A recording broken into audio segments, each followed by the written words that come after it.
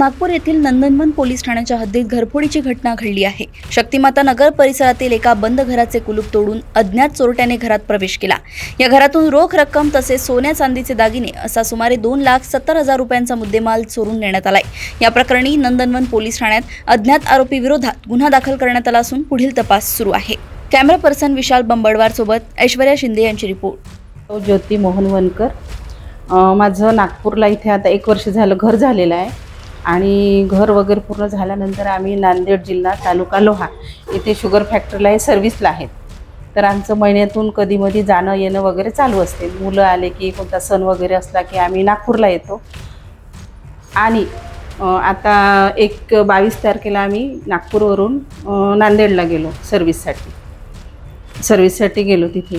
तर कमीत कमी 10-12 दिवस माझ्या घराला लॉक होतं आणि त्याच्यानंतर आपलं होळीच्या दिवशी रात्री 1-1:30-2च्या दरम्याननी माझ्या घरामध्ये चोरटे घुसून त्यांनी समोरचं म्हणजे कंपाऊंडमधून उडी मारून समोरचं लॉक तोडलं। बेडरूमचे साखळ्या काढून दोन्ही बेडरूममधले कपाटं त्यांनी लॉकर सगळे तोडताड करून माझा पूर्ण सोन्याचा जेवढं काही माझे दागिने होते, काही चांदीचे भांडे वगैरे होते, रक्कम रोख होती माझी थोडी, पूर्ण माझं सगळं त्यांनी चोरांनी फरार केलं त्यांनी।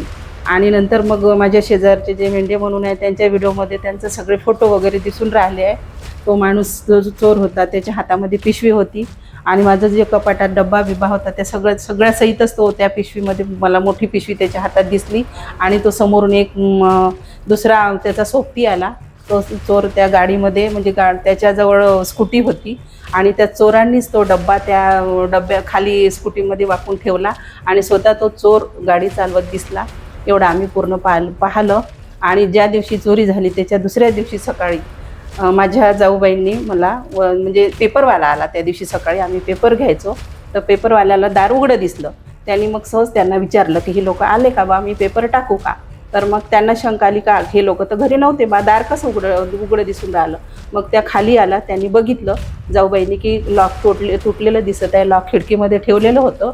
आणि त्याच्यानंतर मग त्यांनी मला कॉल केला की ज्योती की बा असं झालं, तुम्ही घरी कोणी आले आहे का? तर मग जेव्हा त्यांचा फोन आला मला डाऊट आला की बा असं झालं, म्हटलं नंतर काहीतरी आपल्या घरी चोरी झाली बा। तर म्हटलं नाही, आम्ही तर नांदेडला अवघड्या। मग त्यांचा कॉल आल्यानंतर लगेच आम्ही तसंच जेही वाहन भेटलं त्या वाहनाने आम्ही नांदेडवरून थेट नागपूरला आलो। संध्याकाळी 6:30ला आम्ही नागपूरला पोचल्यानंतर इथे मग म्हणजे माझ्या घरात तोपर्यंत कोणीच आलेलं नव्हतं। माझा वर्धेचा भाऊ, त्याचा मित्र, ते लोक आले होते पण घरात कोणी आले नाही, सगळे बाहेरच उभे होते। जेव्हा आम्ही आलो त्याच्यानंतर मग सगळं थेट आम्ही नंदनवन पोलीस स्टेशनला सगळेजण गेलो आणि मग तिथं रिपोर्ट वगैरे देऊन आम्ही त्यांना हे केलं की बा आमची तुम्ही मदत करा। आणि नंदनवन पोलीस स्टेशनला माझी हीच रिक्वेस्ट आहे, आम्ही खूप श्रीमंत लोक नाही आहे, माझं जेवढंही काय तेवढं गेलेलं आहे। कमीत कमी माझं 3.5-4 तोळे माझं सोनं, काही चांदी गेलेलं आहे। कमीत कमी 5-6 लाखापर्यंत माझी नुकसान झालेली आहे, काही कॅश गेलेली आहे। तर त्यांनी मला ही माझी रिक्वेस्ट आहे का मला मदत करावी आणि माझं तेवढं सगळं मिळून द्यावं, एवढी माझी विनंती आहे सर।